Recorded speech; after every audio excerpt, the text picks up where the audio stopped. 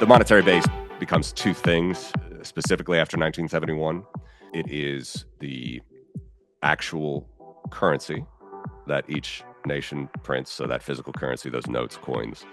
And most countries have notes and coins under the central bank, but the United States, England, for old historical reasons, the coins are still minted out of the treasury.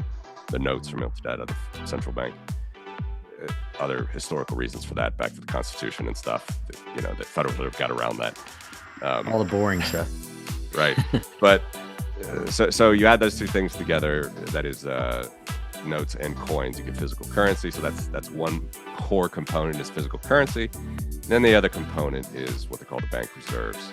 And it's basically even a faster moving treasury. And it's a liability of the central bank to its member banks. So it's kind of like the main checking account that each bank has. The opinions expressed in this podcast do not necessarily reflect the opinion of Arcos Global Advisors or its advisors.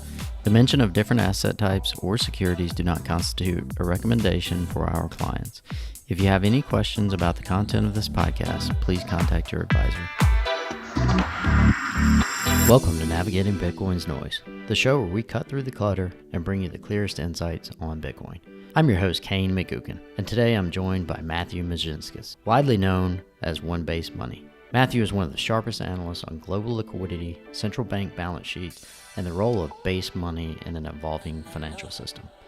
In this conversation, we break down how money actually moves, from gold to central bank reserves to a system now dominated by liquidity most people can't even access. We get into why 2008 changed everything, how bank reserves quietly replaced real money, and why the shift may be pushing the system toward a breaking point. And we ask the question that matters: is Bitcoin just another asset, or is it the next base layer of the global monetary system? If you're tired of the hype and want a first principles breakdown of how the monetary system actually works and where Bitcoin fits in, this episode is for you. So sit back, relax, and let's get started.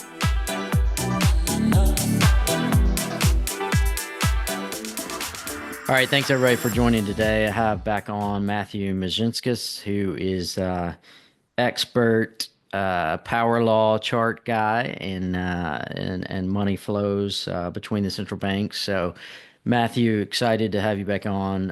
Always enjoy our conversations, chats, but also just the daily work that you do on your show and when you have or when you're on other podcasts, enjoy listening to it. So, thanks for coming back on today. My pleasure, Kane. Thank you for having me. Glad to be here. And I reciprocate the sentiments as well. So thanks. Yeah. So always fun to have another fellow Bitcoin nerd that looks at the data and the charts. I know the wizard lines can get interesting for some people, but so I think just to kind of lay this out for listeners, the power law, Metcalfe's law, network value is really important to Bitcoin. It's important to the world if you've kind of followed along with how cloud computing changed things. And for me, I think that history now is kind of making its way over to money. So that's important. In your last What Bitcoin Did podcast with Danny, a lot of times in this space, many Bitcoiners and people talk about orange pilling anyone that's not familiar with Bitcoin or what's important about it. I think you didn't take the standard Federal Reserve is bad, printing money is terrible, and the world's going to end, and if you don't own Bitcoin, you're going to stay poor forever approach. But it was a more palatable, here's what's important about network value, power laws, and base money. So I thought that was just a really good framing, those first 8 or 10 minutes without anything overly technical. So those are the things I kind of wanted to just pick your brain a little bit on today. So I guess we'll start with clearly bear market Bitcoin. I think you and I might be the lone survivors of the 4-year cycle is intact. But, as the space and narrative has changed, I think there's an importance in that liquidity and base money argument or discussion. So maybe you can kind of share a little bit about how you track that, how you think about that, and what you think is important about the base money side of things. Sure. Yeah. And regarding the what Bitcoin did episode, you'll have to, as we go through this, if anything jogs your memory, let Yep, me know yep. because uh, Yeah, I just threw a very open-ended question people to you. might, yeah, might think that we remember everything that we say, but even when you say something like that, I'm trying to jog my memory, but I Yeah. can't pick out all the nuggets. So let me know if there's a particular point you want to riff on there. But Yeah, I mean I on mean, that it's regarding, yeah, go ahead. I'm very good at blackout mode in these things, so when the nuggets come up though. Good.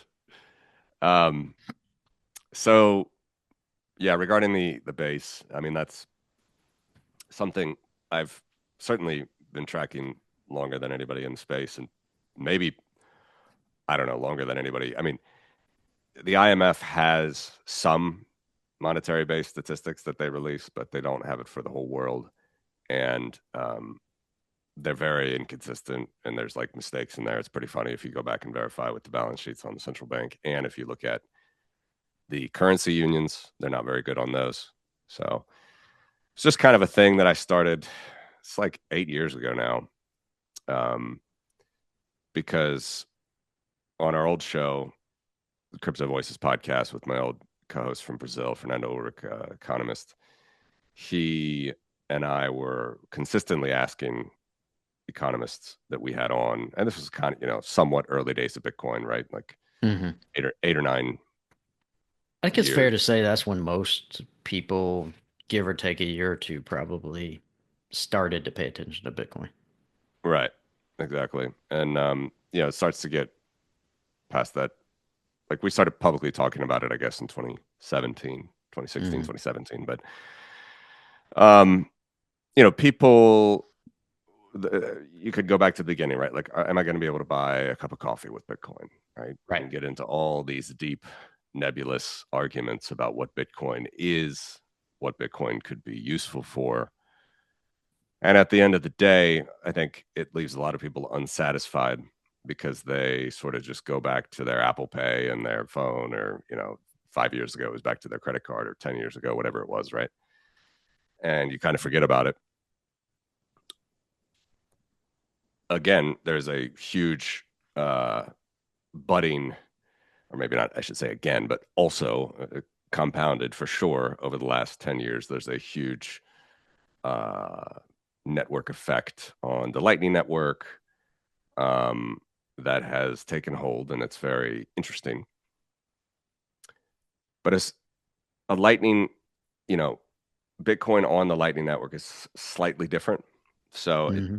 it's just in terms of security, right? We don't need to go the ins and outs of it, but there are some technical situations which are not exactly analogous to holding Bitcoin on chain. So the thing that we always came back to, and we always asked economists about, was, would you agree with us, with our view that this is monetary base money, that is Bitcoin and on-chain UTXO, and how could you see that playing into the global financial system?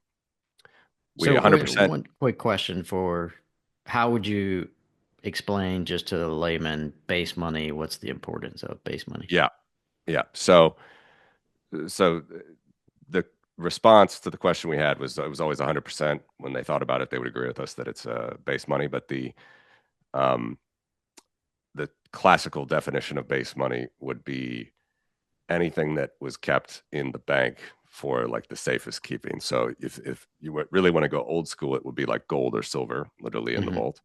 Hmm. As financial systems developed and things morph on, you know, Yep. you wouldn't have gold necessarily being like the endemic underpinning of the system. It would be central bank money.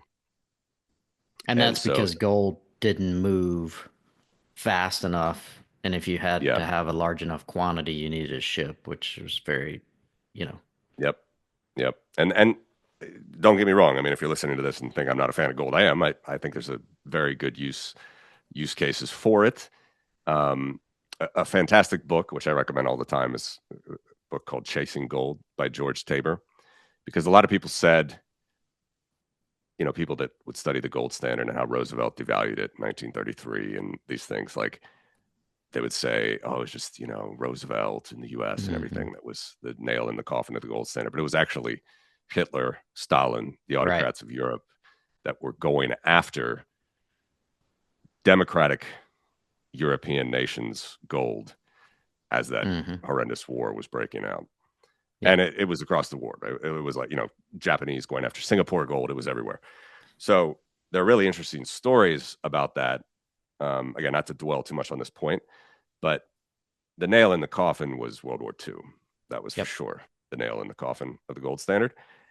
And what happened after that, as you know, is actually in the first year of World War II, so like 1939 into 1940, 80% of the world's central bank gold found its way into the United States. Hmm. So that obviously set up, was a good launch pad to start up the Bretton Woods system, which again was, I'm not saying they're infallible at all. That itself lasted, 20, It worked 20 26 years. Yeah. years. Yeah. Yeah. Yeah, 26, 27 years. But, I and mean, then we go on to and yeah, just go ahead. one quick second, because I think that is important. So the U.S. as a smaller power, but was structurally setting up a system that would help globalize the world, help provide uh, more leadership. They were kind of the manufacturing arm at the time. The key to that was getting access to the gold. And, Yeah.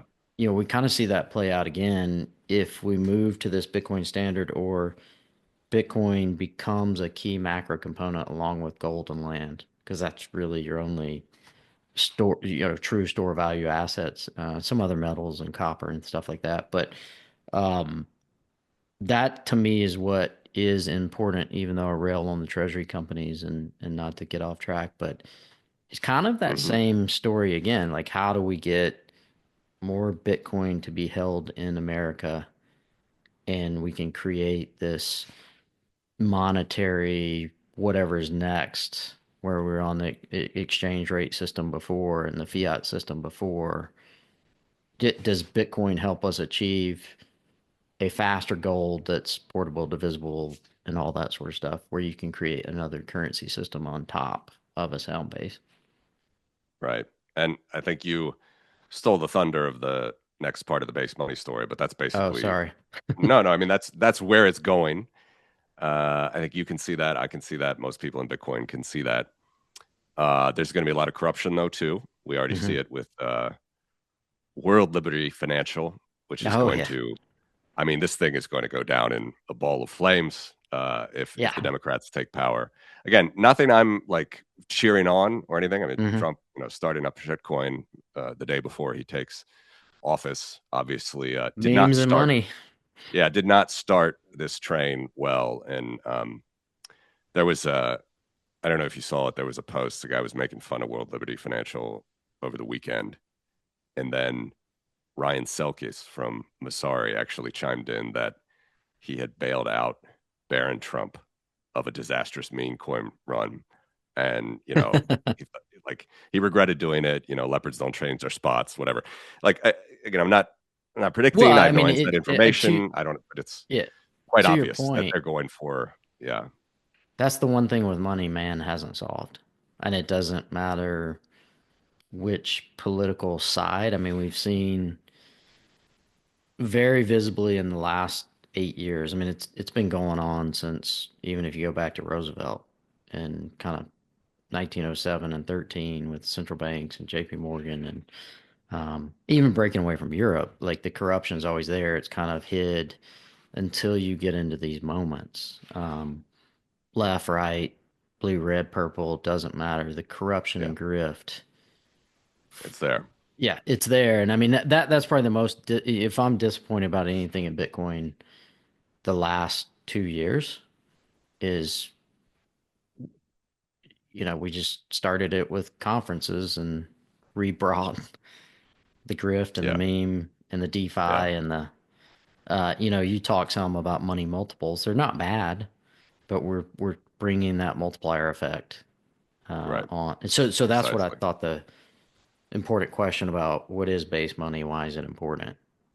Yeah. So let's still tie up that thought because it's good to, we've gone a while now, and the listeners might still be curious what base money is. But essentially, so it was always around. You could always count it and call it the monetary base, but it would be the liability side of the central bank's balance sheet. So if you wanted to move away from gold and then you move to other assets like United States Treasuries, for example, which happened, you know, in a large part after 1944, but in really large part after 1971.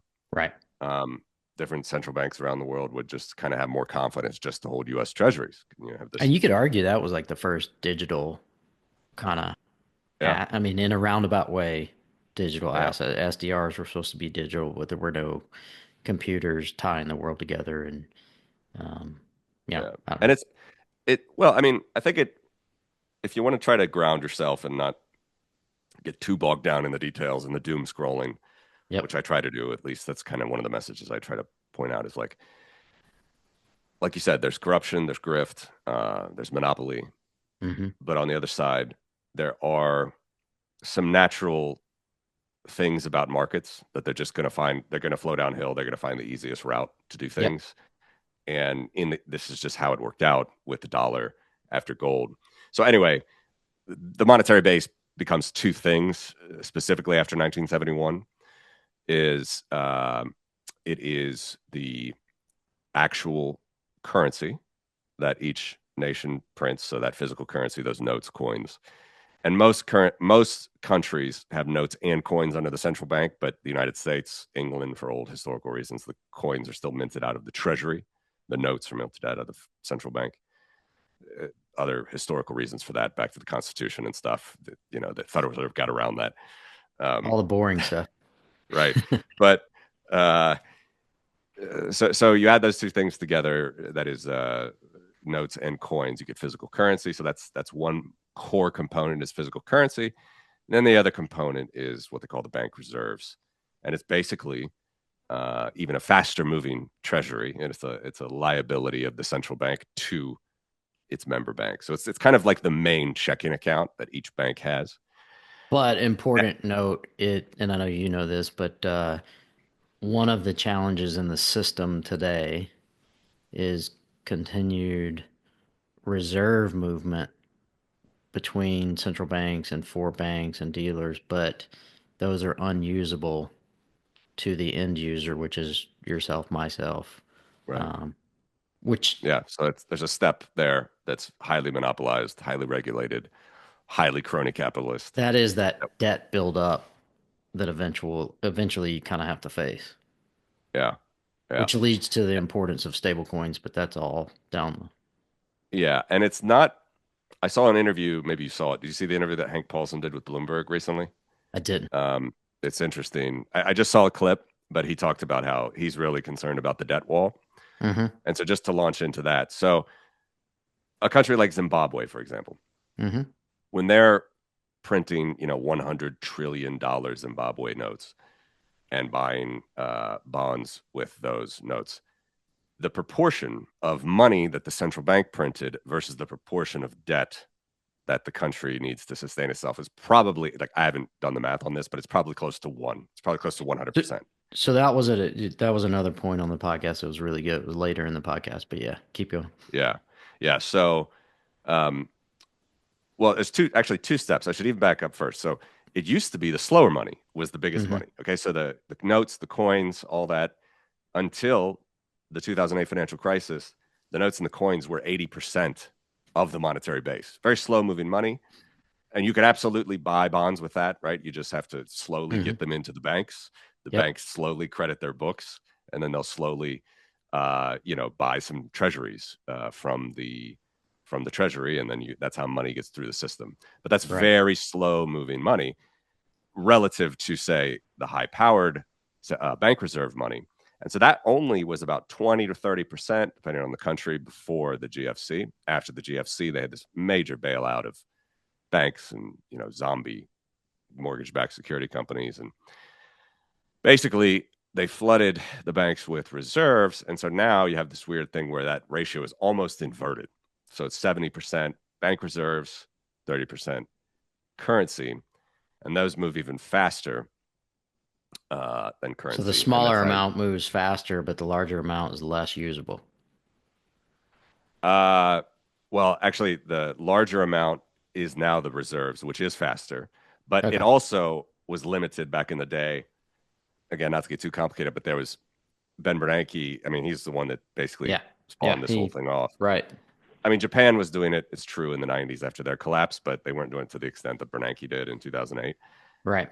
He did harness, like, we would have had massive inflation in 2009, Yeah. 10, 11, had he not also paid interest on those reserves. So that was one of the key things that he did to actually not let this, it's basically to bail out the system, but not let the system be flooded with this new money, which was unique, actually. That And was and it was an important point. I mean, as much as I kind of railed on Bernanke back in the day, he actually made technically the right moves. for kicking Because the can down the road, he did, yes. right. And so it's like you made the right moves, but somewhere around 2013 to 15 you should have stopped. Yeah, yeah, and we haven't Yeah. chilled out right from there. So it was under, just in the U.S. cases alone, right? It was under $1 trillion before 2008. Then it doubled, tripled. QE one, Right. two, three went up to three, four.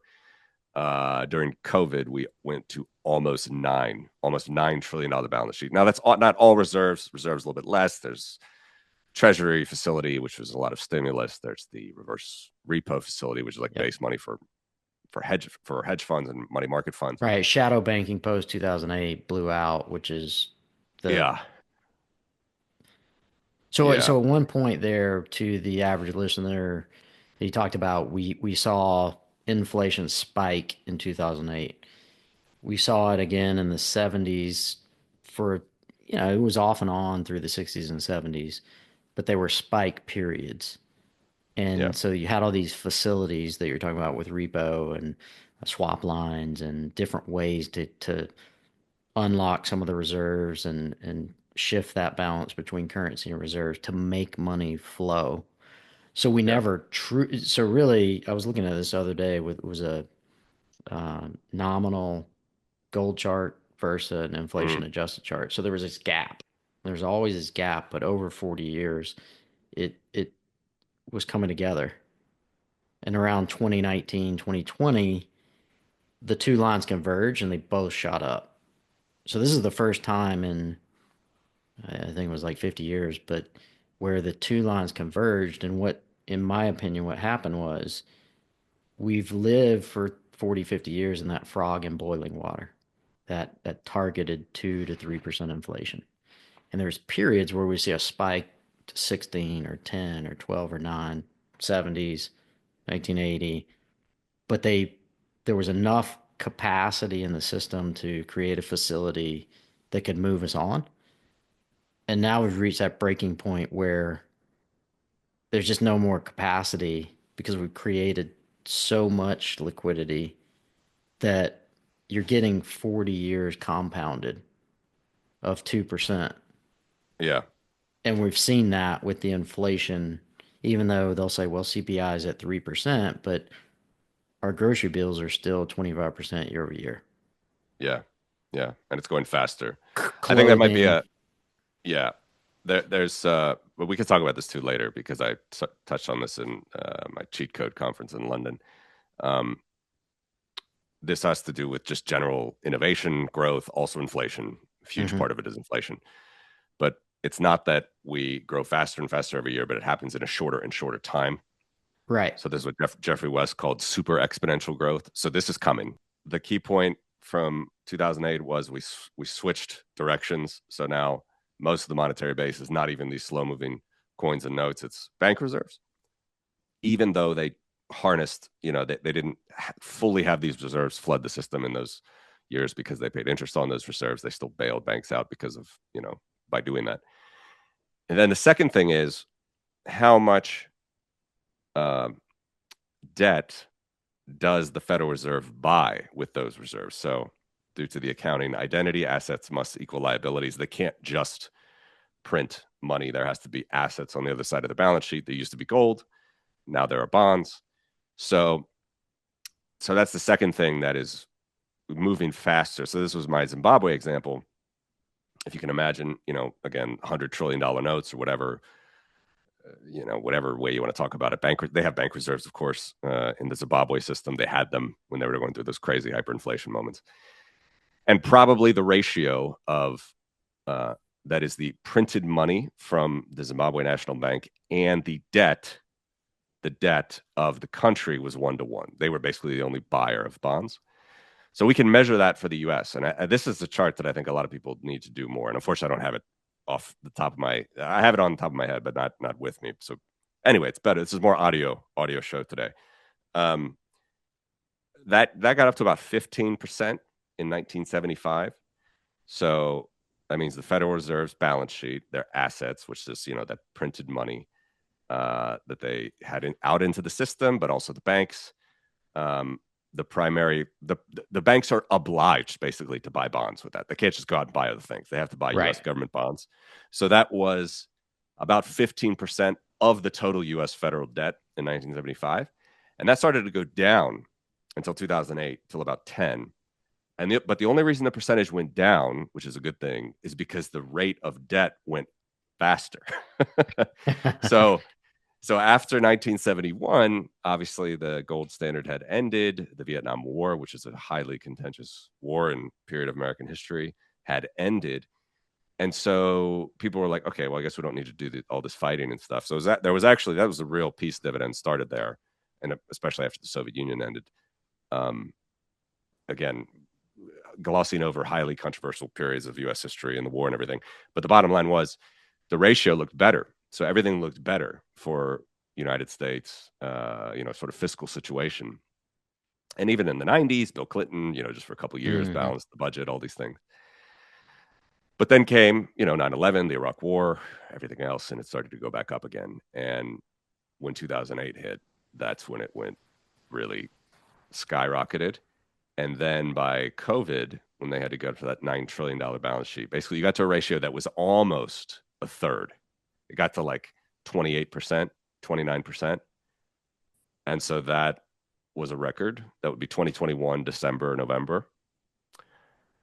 And then Powell has, again, to his credit, or, I say again to not always like denigrate these people. It's like, yeah. I mean, there are some things they can do right. They know the situation in full, even though if they can't necessarily control when it. you're in a debt ball, like let's just take it to the average person, you getting credit card debt. The only way out is to make some tough decisions. People will put those off as long as possible. At Right. some point, you kind of, it's stages. You don't do it, you don't do it. You make some tough decisions. Debt goes down a little bit, then you let it grow a little bit. And good or bad, I mean, I'm like you. I don't like a lot of the decisions, but some of them just have to be made to extend to be able to try to work it out. Right. And so they, just to, finish that thought on the percentages, they did bring it down. So, and it's coming down now. So that's that close to 30% Federal Reserve owning U.S. debt is now down to about 16%, 17% maybe. But, the roller coaster that we're on, it seems like we're getting close to where, especially if you factor in all the other geopolitical things happening in the world and, new Fed chair, if and when he can really sink his teeth into all this stuff, probably going to be a little bit more of some money printing to please Donald. And then we'll have to see. But I guess the grand scheme is just to say that, yeah, it is highly monopolized, highly leveraged, highly controlled at these levels. The Treasury and their few big banks, market makers. And that's just the system that we have. So this is why we're in Bitcoin, because we have other alternatives now, and that's good. But I also don't go down too many rabbit holes where it's like, okay, they just had to do this to enslave the whole world and this and that. Like it's just, I mean, it's easy to that's go not down that's not the reason that 80% of the world's gold came into the United States in 1940. That's not the reason.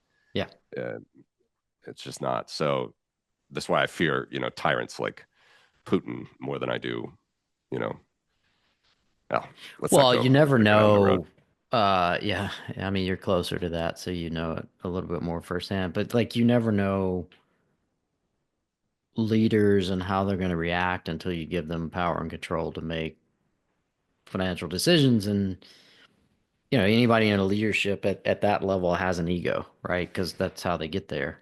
And Yeah, when people have egos, you never know truly how they're going to react until they get like full control to pull the levers and full access to the money. And I think that's in all money systems, when you look at them over time, that ends up being the demise. And part of that demise is the transition to a new innovation that sustains, even though it's rough times, it sustains civilization.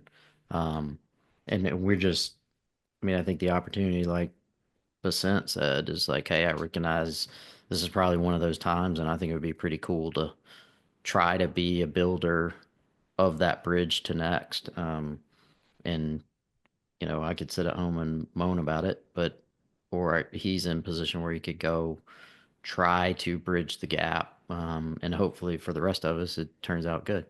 And yeah, that rest of us being, I think that's where you get into the multipolar world topic. In my opinion, that's probably a better way to do it than one country sort of dictating all things. yeah. Um, And that's where I think Trump, for a lot of his faults, has probably been he's a lightning rod for a lot of things, but we're going to this multipolar world anyway, yeah, right? And it was going to happen with China. Russia is still degrading into a hellscape, but yep, they're like a vassal state of China now. But India is going to come along very soon, and yep. yeah, there's just going to be a lot more decisions taken at regional multipolar levels than before, and that is what it is. So I do think Bitcoin is going to be a part of that, and I do think that's probably going to be in the next 10 to 15 years. So Yeah, that I would get think us I think back it'll to the take Jeffrey West longer thing. than original Bitcoiners kind of expect. The mindset in this space has always been, in my opinion, you overlook the fundamental moves and then think everything's going to happen by 3 weeks from now. You know, uh, Right. like Right. we're going to go from 70 to 170 in the next month when power law says, yeah, it's probably 2 years from now. Um, Right. but and you kind of, I stepped over there, the West. That was one thing I was going to say. His book, one of the best parts about it, was the faster treadmill. And so I think you explained it with the debt is actually increasing faster.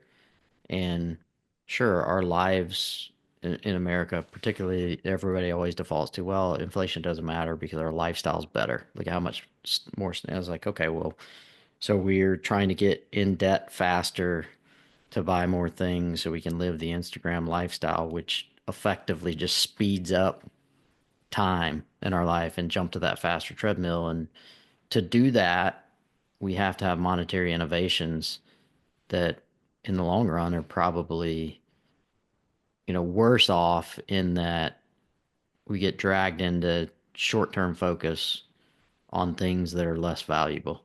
And Right. that he's got that chart where it shows innovation just goes down.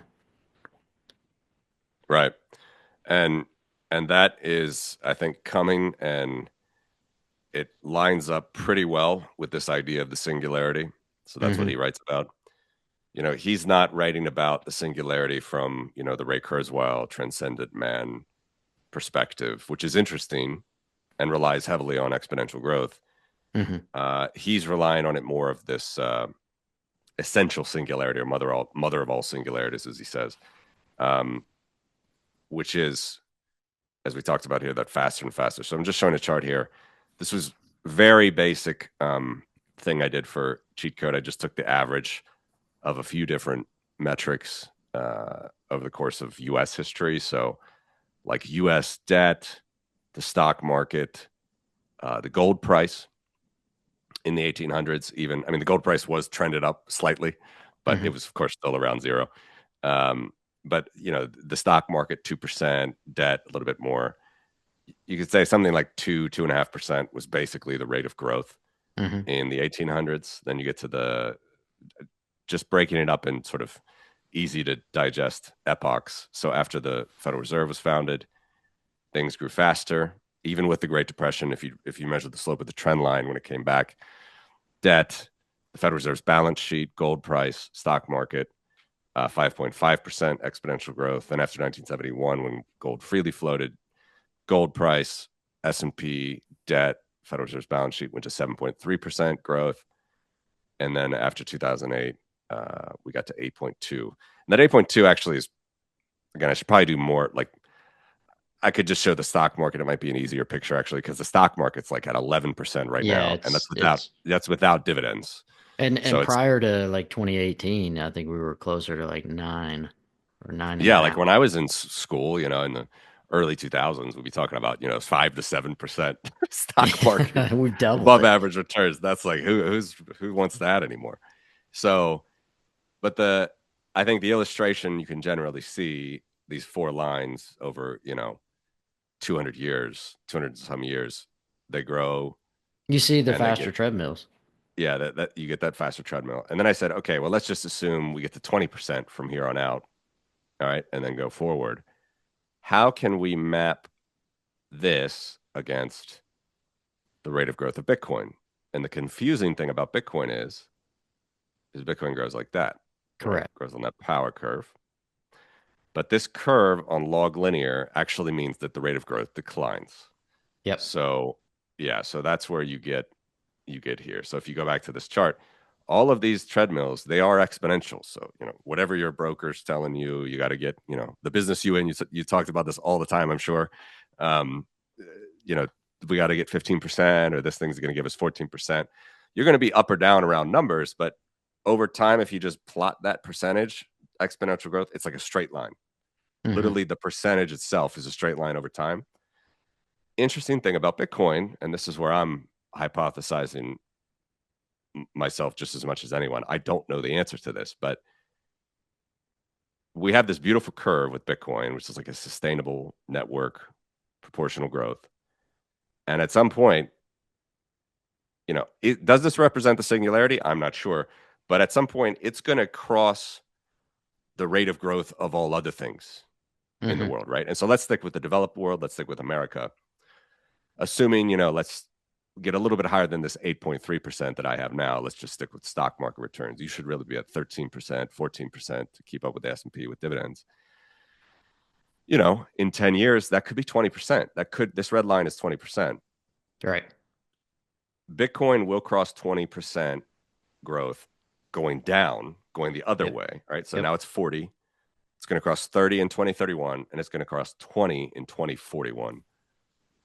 So to So me, yeah, this is my question. I don't have an answer to this, but I think to me, this could be a Schelling point. This could be some sort of a singularity type moment where the world's going to have to decide, okay, do we move on to this stable digital global based money that actually will return us less in fiat terms, or are we going to keep putting our money in Apple and Nvidia and AI and whatever else, go exponential. So run the treadmill and have to pay higher and higher rates of interest as well, because yeah, interest is still going to be there as well. And if you keep pushing interest rates down to zero in the short term, yeah, your asset values might go up, but again, you get that instability of an exponential system. So this is how I'm sort of trying to graphically posit the question of, you have two different systems sort of careening at one another.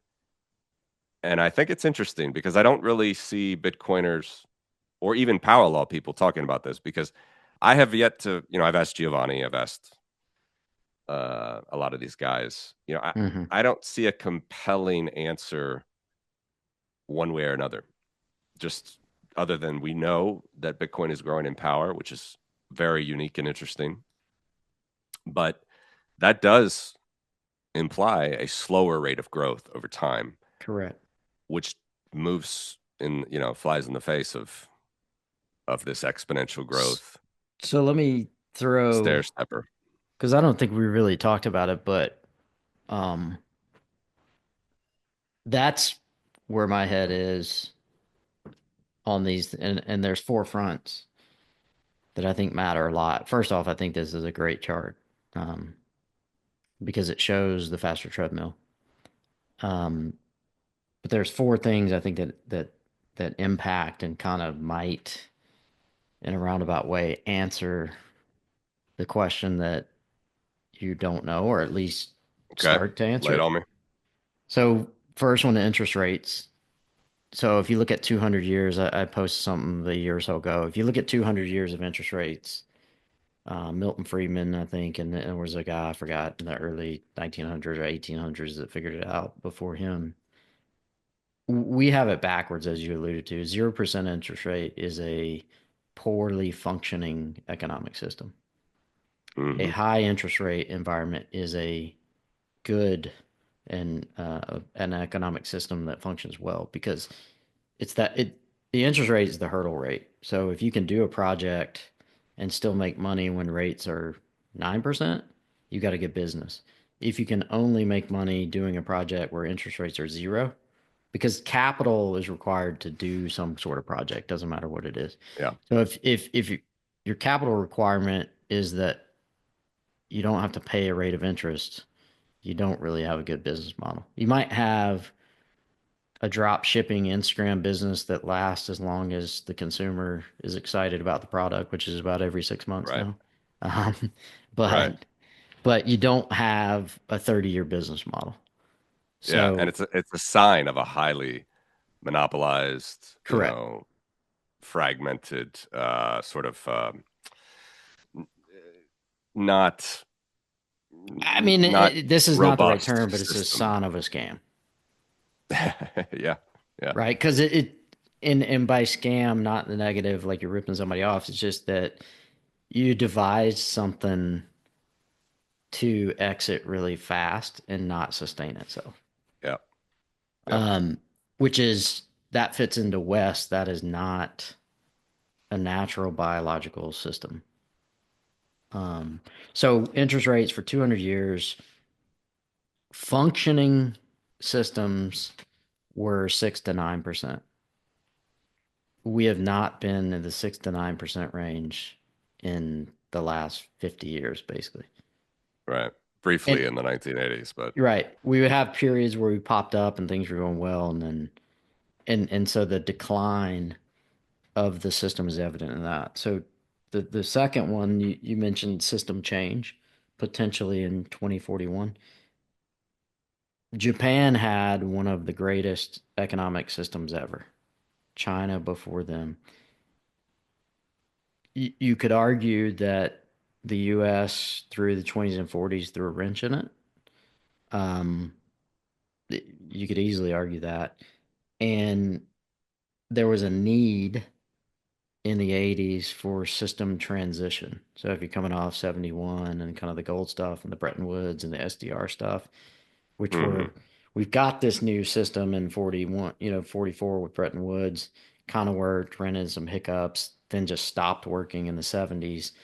And then Japan in the 80s had a different model and everybody else was like, hey, we need to transition away from that, but to something kind of like that. And US maintained dominance. So we do get these system transitions. So it would not be a shocker between Yeah. now and 2041. And I think that's what we are seeing is a Agreed. system transition. Bitcoin today looks like, and crypto in general, right? AI integrations, API money, monetary tech stack, kind of like Tether to me looks like the Federal Reserve in 1913. But it's the most backed stablecoin with all the different assets underneath. Yeah. And you've got a history of those banking operations being set up to transition a system. So that's We're this. watching it. I mean, Trump Yeah, is trying to do it with his USD1. He sees correct. all that cheddar that's coming to Lutnick Yeah. at Cantor, and he's trying to replicate it for himself, and he's in a position of power to do it. So we are literally watching it Yeah, at the moment. and Insul did it with electricity. Mm, Same exact thing that Sailor's doing with MicroStrategy. yeah, Um, that's a good point. so And then Sailor makes we, the electricity parallel often, right? yeah, Uses that parallel. So then number three, you got the faster treadmill Hmm. of West, and what's important, which you're showing here in this as you get to the red line. But what's important in there to me, what stuck out to me, and I think we might have touched on it before, was the finite time singularity. So in that part of the book, it's on the right hand half, upper part of the page, two charts. The finite time singularity is basically where a system speeds up so much that it kills itself off. And that period per that chart is 40 years. So if you Right. add 40 to 2009, what do you get? Pretty close to 2041, Yep. where we would have a, a breakdown of the existing system, a new thing that can't sustain itself on its own because of the speed required. The debt situation that you talked about kind of plays into that speed.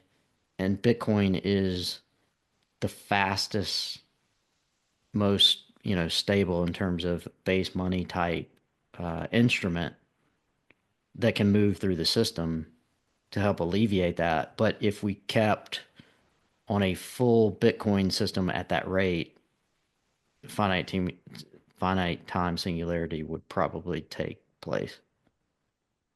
Um, and then I had a fourth one I didn't write down, but oh, the declining Kager, right? Growth. Right. Yep. So it's natural per power law, per network value. It takes more dollars coming in, which slows that. So the early guys, whether they knew what they were doing or got lucky, benefit the most. That doesn't matter. That's every system. It doesn't matter whether it's, sports, farming, banking. The Right. earliest guys there always make the most money. That's just how it is. That's how, you take the risk, deploy the capital, you get the reward. Um, Right. what I'm curious about is the Kager decline. It's a natural component. We're seeing it. Do these treasury companies that are monetizing the volatility, and now you got BlackRock and Goldman launching these premium ETFs, which is effectively vol selling, monetizing the vol of Bitcoin. You're taking an asset in another market, all the volatility, and you're stripping it off and giving it to investors. And so you're pulling forward in a very fiat manner returns. So that's is definitely how we get to your chart, the 30 to 20 and 10. But do we get to an S&P like 10% a year compounded growth rate faster, which is worse from a net worth transition as a system change than we would if we didn't have all that vol monetization? Yeah. And I think to me that what I keep banging my head up against the wall, it seems like, is just understanding how I don't think the systems could coexist together long. So Right. primarily because of, as you talked about very eloquently, it's that rate of interest. And yeah, it can go up and down. But again, if you look at it over a time series, over a long time period, right, it should be like 5 to 9%, something like that, or Hmm. 6 to 9, or just say, you know, obviously it's not zero. But if Bitcoin theoretically is going to settle under 10% growth in 2070, even Hmm. that, you bump up against something that doesn't make sense because this is where the math is really interesting. Like, bottom line, exponential growth, which is all the markets, it's the gold market, silver markets, every market, you know, that's constant growth. That's that straight line across the page. A Yep. power growth is declining growth. Yep. And so it's a very simple sort of math exercise. And you can't calculate interest in a declining growth system. I mean, you could have declining interest, but that's kind of a weird concept. I Um, think the whole concept of the basic concept of interest makes sense. But I think two, three, four, 500 years of just financial shenanigans and statistical games to pretend like there's interest is the problem, which I think that's a positive if we do a phase shift transition yeah, to a money that grows instead of declines. and brings back like the truer form of what interest is supposed to be, if that makes sense. So Yeah, it does. you see a lot people, oh, well, I'm getting 11% on STRC, or I'm getting 11% from this private credit business development fund. Well, that's not a return. That's risk. Right. And so what I mean by that is you have to look at the base rate of the market. There is no base rate of interest in Bitcoin because it hasn't been established. There is a base rate of interest in the gold market, the traditional market, and whether we like it or not, it's Fed funds rate, because that, every Fed fund and SOFR, every loan or every monetary There's the GOFO, isn't there? What is it? The GOFO rate? well, I don't know that one. What is that? Yeah, I'll get it wrong anyway. Is that like the I'm not an expert. GoFundMe rate? No, it's some sort of a short-term hedging of gold. But But point being, yeah, it's somewhere between 3 to 5%, or if we said historically 6 to 9%. So any amount of interest that you make an investment in that you're receiving interest on above that rate is 100% risk, in my opinion. yeah, yeah. And it's a fascinating question. Listen, I mean, I'm you could also say that Bitcoin's going to do well in both cases. So look, I can move the slides. I marinate on this a little bit. So here's One thing, because it matches. Go back to well, we can yeah, see it here. You've got that's fine. the black lines. A That's minute fine. ago, when I was talking about the inflation adjusted and nominal gold chart, Right. here's what's interesting. So, and if you go back to like 2018 when gold broke out into 2020, midpoint of that was like 1570. And so if you take 40 years of 2% and compound it and multiply by 1570, you come out, I think it's like 3700. And if you What's the take rate? What's the rate though? the Fed's target 2%. Oh, okay. So Yeah. 1.02 to the 40th power times the Hmm. price at the time of 1570 comes to 37 something. So 30, let's just call it $3,700. If you take 40 years of 3%, so 1.03 to the 40th power times that same 1570 price where gold was, it comes out to like 5,100. So, hindsight, gold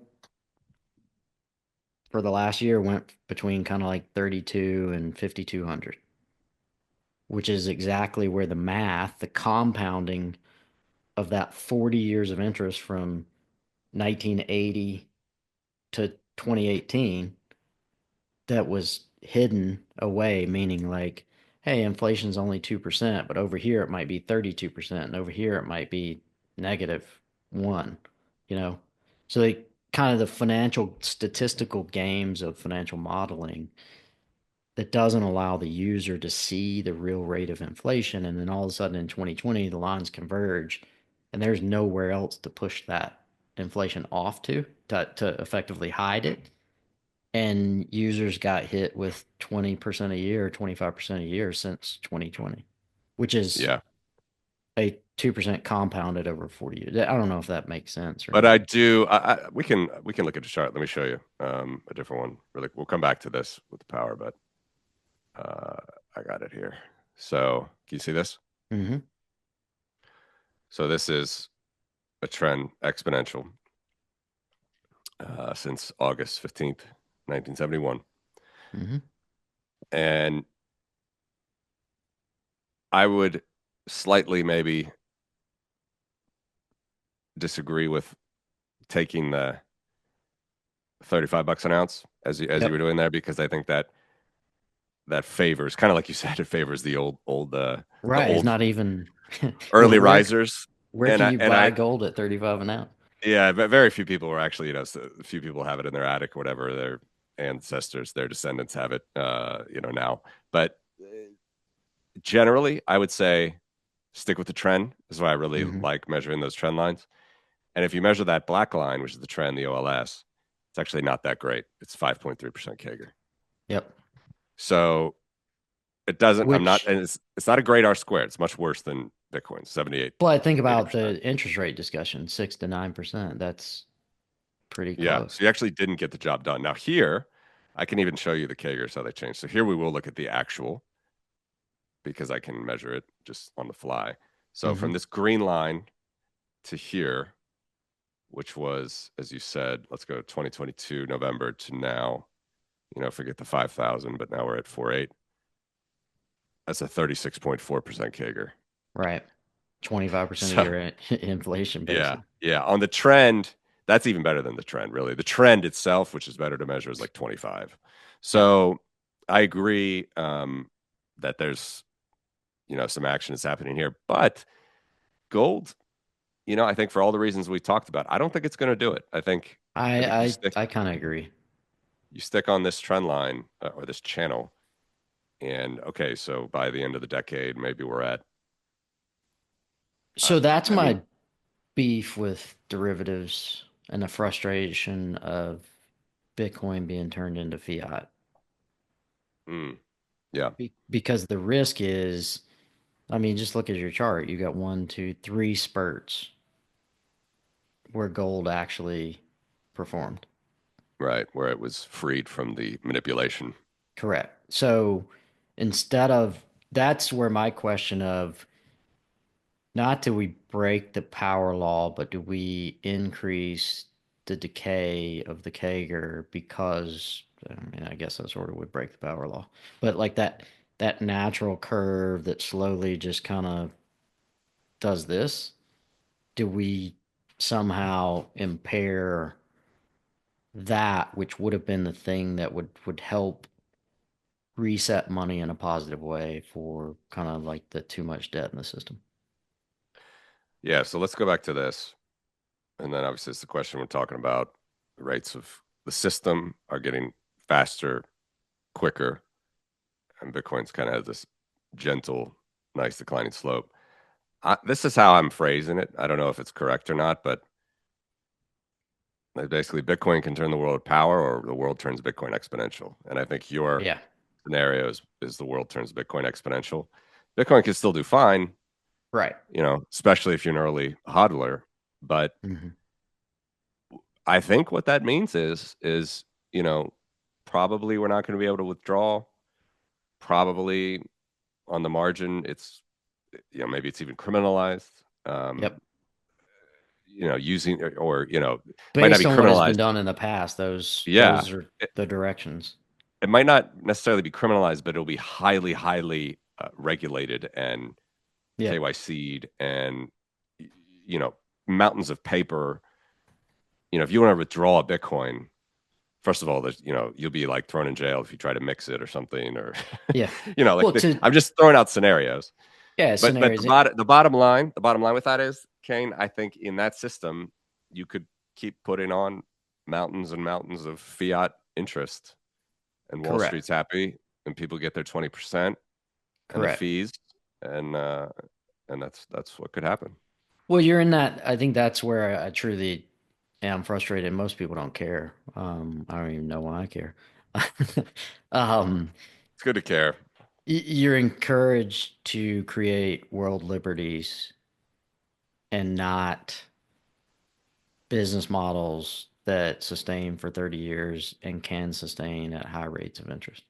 Yeah. And in that light, we already have that. We've lived that uh, for 40 years, and it wasn't that bad in the 80s and 90s, sped up in the 2000s, and exponentially so post 2008. Yeah. I mean, this is how I see it. You tell me if you poke holes in or whatever, but I mean, uh, I even if we can't because I move think we see the same thing from slightly different directions, but right, the hardest thing for me to see, as far as the cypherpunk vision, which I would say if Bitcoin somehow bends the world to its will on that mhm. nice network curve, is you just you either have very short-term debt or some factoring that's like weird declining interest, or you just have these equity-based contracts. And people have talked about that with Bitcoin. I think Jeff I Booth think might that's have talked about where it. I think wallets, complete multi-sig, time release, that whole, and that would throw banking completely on its head because it would pull out a lot of the arb. It would pull out a lot of the grift. It would pull out a lot of the middlemen. That's a good point. Yeah. But you Yeah. could do that programmatically with much less risk with full clarity. Hmm. So if I wanted to do a deal with you and you said you had 10 million, but you needed my 10 million, and really you had zero, I have no way to prove that other than a handshake and, meet you and be like, oh, Matthew's pretty cool. I agree with this guy. Give you my 10 million and then I never see you again.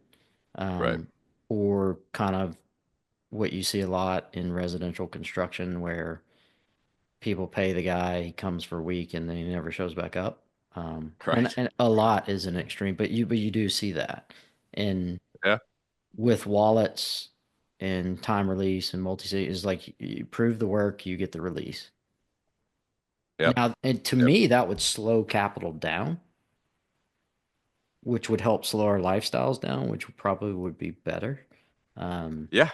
I I completely agree. I think it's a fascinating exercise to think about how that looked. But then on the other side, I keep thinking, well, we're still going to be doing crazy AI things, and I don't know, like what is on the other end of that event I don't even horizon? know what's Is on it the other. is it a truly like I don't know white picket fence, spending time with your family, and kind of a relaxed where So capital even is transparent, or is there something else more nefarious going on? here's my gut. If you get the exponential, it's a panopticon. If you get the white picket fence, it's the world BTC turns world power. Yeah, it layers on. I think it layers on well. Um, It, I hope it's the left side. I do too. I do too. Um, And then to go back to here, and Saylor has been, so this is an interesting example of someone talking their book, right? So I don't know if you saw Saylor recently said, just completely ridiculous to say, but so everybody knows it's 10%, right? For stretch, everybody knows that. And it's doing yep. a pretty decent job holding the peg. But Hmm. so that's 10%. That's going to take till 2070 till the growth Keyword passes. But peg. as we know, it's the world's growing much faster than we're not going to wait till 2070 to hit 10% growth. We're probably doing that now, and soon we could be at 20, whatever. But Saylor said, so bottom line, if Bitcoin continues and this idea of the declining growth of the power law, Saylor's model won't work, right? In Yeah. 2070 for sure. But that's too far out. It's probably going to be sooner. But then he threw out this idea that Bitcoin's just gonna start to trend around a 21% growth. Of course, Yeah. just Yeah. using the word 21%, kind of Yep. larping on the word 21 is a bit too cheeky for me. Too Again, much for smart me. guy. I never could have done what he did. It's good for him. Yep. But that's not reality to say it's just going to be 21 just because. No. But what that would mean is just to visualize for people that are still following the train of thought here. That would mean, okay, so the rest of the world, we go down these higher interest rates, whatever it might be, but the growth rates, Bitcoin's just going to kind of. So if you move from power to exponential, that would mean that this orange line turns completely horizontal and just stays at 21%. Correct. And I mean, that's just mathematically not a power law anymore. So certainly it I would be a mean, new system, but it's not a power law. outside of the Fed magically holding the price of gold on their books at $35 an ounce, show me a financial asset investment that has flatlined. Because all I can come up with are things like Madoff gave 1% a Right. month, Right. right? Right. I Precisely. yeah, Sailor, as you know, super smart guy. I think you have to take his. He's got a huge book to talk.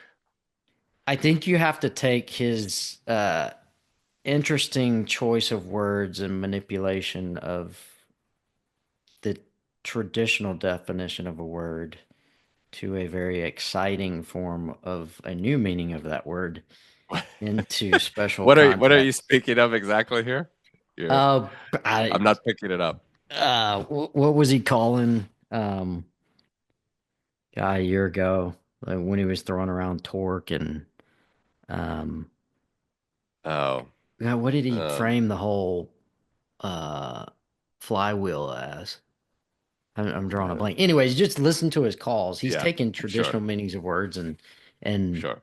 uh, you know, in the context of A flywheel is a good term. I mean, that's what he's rolling at, and no, it's yeah, good. and flywheel is not the term, but Yeah, it was around like how the dividends are gonna it was, and all the digital credit and how the dividends are going to be paid. The buzzwords that all the influencers just jumped on, the digital property, and iPhone yeah, moment, and all that kind of stuff. Um, so, and he's look, he in fairness, he's open truly with the data. He's open on the calls. He's mm-hmm, super smart. I yep, agree with a lot, but where I have a hard time is it's really just a business development company. You're paying them a huge fee, and in this case, if traditional case, you get 11. They get. I wrote a report on it. They get between 2 and 5 or so, 7 or whatever. Not really that high, but like 2, 3%. The money goes to the house, just like in Vegas. And so, if you truly believe, and none of this is investment advice, go do your homework, read, do whatever you want. But if you truly believe Bitcoin has a CAGR of 29% ARR for the next 20 years, I think that's where he's at. Why are you taking 10 and giving somebody the other, you know, 19? Because yeah, 19% compounded over 20 years is a big number. absolutely. And Even 10, to be fair, but even 10, but uh when your ownership of that equity is diluted by 300% and his ownership of that equity never changes, right. it's kind of a problem. Well, it's going to be bigger than that. I mean, it's going to be fascinating, right? So he's got a 800,000 Bitcoin flywheel, and that's systemic, right? So that could come that not even could that will become systemic for America. Yeah. Um, Well, I've always said, like, you don't even need a 6102. You just go over to him, right, right, right? Like, precisely. He talked about it. I mean, I think it was last year. He was in Prague. It was a Bitcoin commercial day, corporate day, and he was the keynote. mhm. And he even was just alluding, like just very sort of nonchalantly, not nonchalantly, but sort of subversively, kind of just throwing in, like, yeah, when I speak to people, I kind of wish that they could understand the value here, but maybe not try to speak with such, you know, he specifically said, he's like, you wonder if they could, strong arm me or something. Like he said something like that. Yeah. And it's obvious it's not that's not a conspiracy. I mean, there's just like you said, there's Well, no go back to Edison and way easier electricity. than seizing gold in the 1940s, Yeah. which the Nazis failed to do in Poland. Again, read that book, Chasing Gold. But We'll go back yeah, to Thomas Edison, electricity, and Inzel, who set up all these hmm treasury companies to, curtail the electricity. Well, what did we get out of that? We got the 1933 Securities Act, yeah, right? yeah, Because it doesn't help for all the collateral to be put in just a few hands. yeah. But then that would that would put us right on the direction of that continue that exponential boom. I know. I Yeah. mean, there's just no way around it. Yeah. So there'll be fire. My default buzzword now is just saying there's going to be fireworks. Yeah. I think Yeah. sometime between 1935 or sorry 2035 and 2040 for sure. Obviously, the I, world probably seems crazy to the average listener even now with mhm. wars and everything else, but I think it's still a little bit too early. At under a trillion and a half at the moment, it's just a little too early. Mhm. But I I, think I I agree with that. I mean, if you take, look from effectively 1913 to 1950, what is that, 37 years? That's how long it took to swap off that first 1900s to a version of the first version of what we have today. So, and that also fits in that West kind of finite time singularity 40 years. So, Yeah. But Bitcoin's going faster than that. yeah. So it'll be faster. But you We're at a could, doubling every yeah. 2 years, right? It will slow down. Another way quickly for the people to think about the power law is you kind of got to do the math. You can't immediately find this in the formula, but once you find the coefficients, you figure out the slope of the curve. Uh, the constant in the Bitcoin power law, which is not the correct word to use constant, but there's a proportional figure, and Mm-hmm. that is time. So Yep. in Bitcoin's case, measured in days, it's about 13%. And if people in finance like doubling. So to double, the Bitcoin network needs to expand by 13%. Yep. So the way that works out now is we're at about 6,000 in some days and change, 6,500 days of Bitcoin's life. 13% of that is 800 days. A little over 2 years basically. But that you can go anywhere on the curve. So if you go back to the early days, 13% of 60 days, right, is 8 days. So it's that's what it means to be scale invariant, or to be on a power trajectory, which is the wild thing, is that Bitcoin is a financial asset and it does this, and no other financial asset does that. So that's kind of the number that you can think about is a 13% increase in the life of time. Bitcoin will double, but that time factor will increase itself. So 13% is longer the further out we go in the future. But still, at the moment right now, it's pretty fast, right? It's doubling every 2 years. And that I think is a positive on the depth and the breadth of a underlying system for our financial complex to ultimately live on versus one that's exponential and effectively, as Michael Howell talks about, the duration is we keep extending duration, and in doing so we effectively increase the risk because we increase that exponential need to pay Yep. for things, and it doesn't have that stable nature. That's one reason why I said Bitcoiners kind of pre 21 probably got all the quick money, if you will. We made thousands of percent or 500%. They took the risk and deserve the reward from there. But a Bitcoiner coming in today should not expect just purely for the math and the doubling time. Yeah. So I think one, You can get some although let's have fun again, just to let's give the people some excitement. So I'll go back to this chart.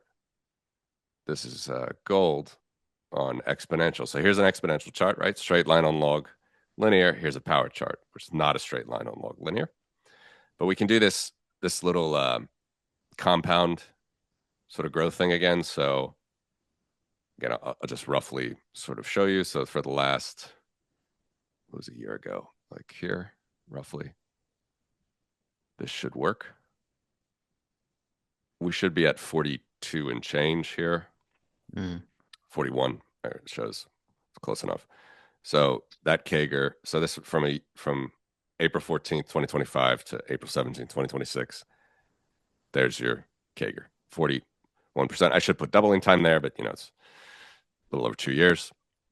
and for all my sailor bashing, that fits kind of his model. Yeah, well, it's also funny. I mean, look, it's easy to do, frankly, because all your models were going to be destroyed, and then he went and developed the model. Yeah. So it's kind of funny. But here, let's look at this. So here, let's go back to the 2022. Let's say you even bought at the very start. So I'll zoom in just to show you exactly. So you can still make big gains here. So Yeah. let's say, I don't know if you've seen me do this on my channel, but let's say you bought that dip right when SBF screwed the pooch right here Yep. in It's like three or November. 400%, right? Sorry.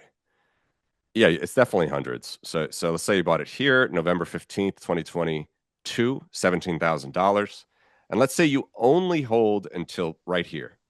All right, so Yep. we're following the green line now. Forget any of the other stuff. We're just looking at the green line, and I'll show you the CAGR.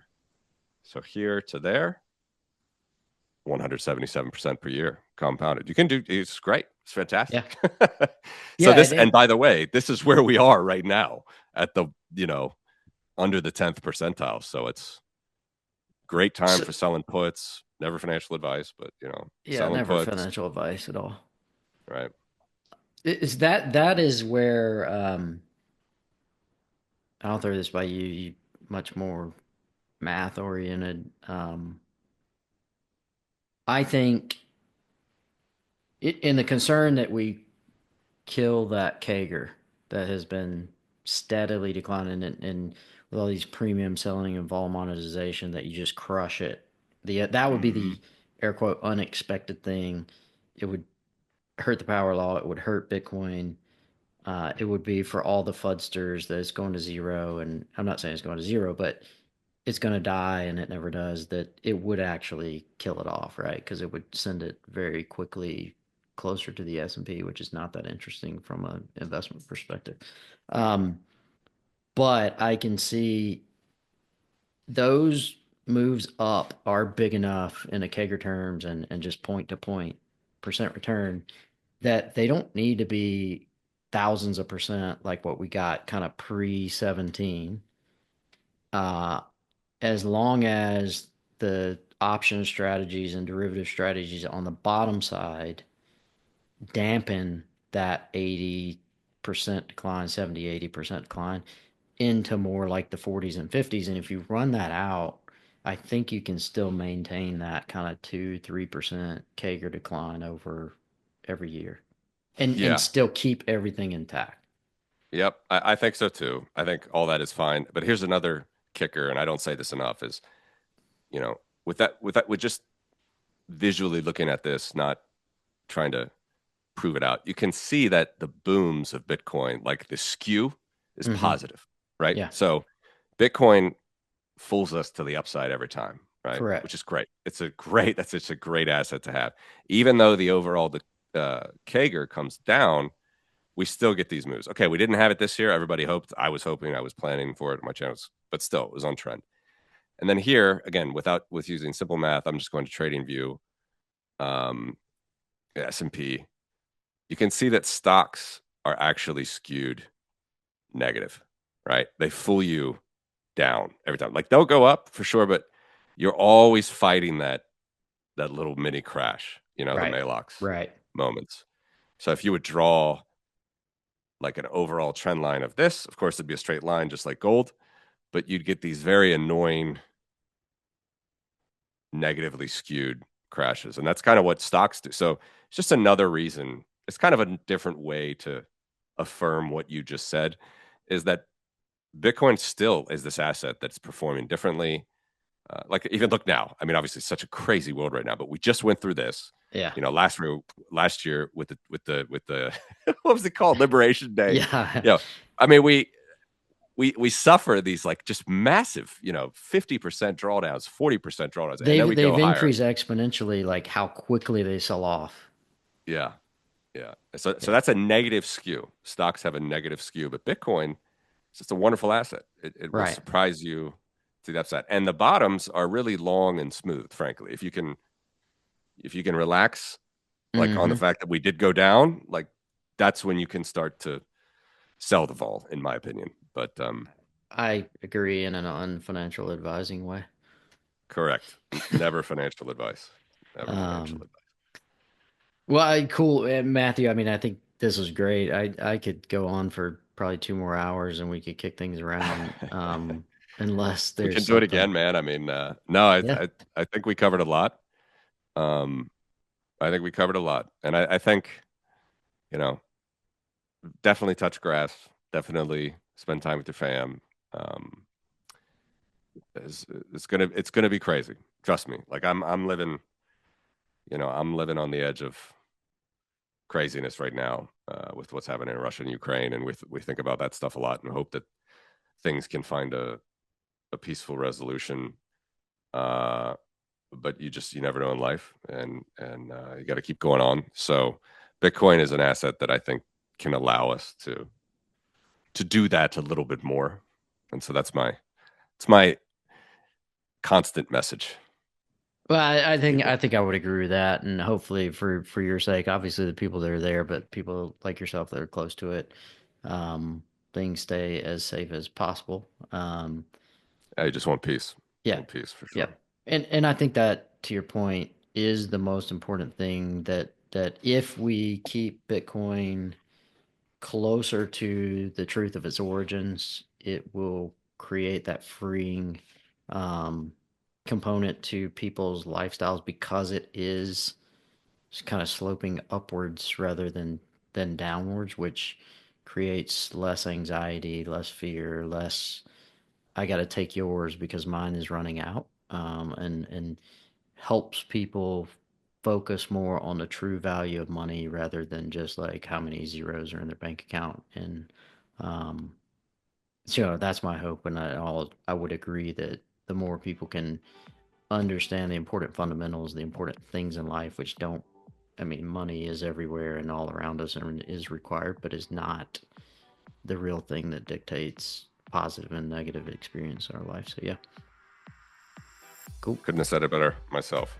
So All right. Well, I appreciate your time today, and maybe you can tell everybody where they can find your website online on X, formerly Twitter. yeah. My handle at all places is at one base money, at the number one base money. So you can find all my stuff there. It's the easiest.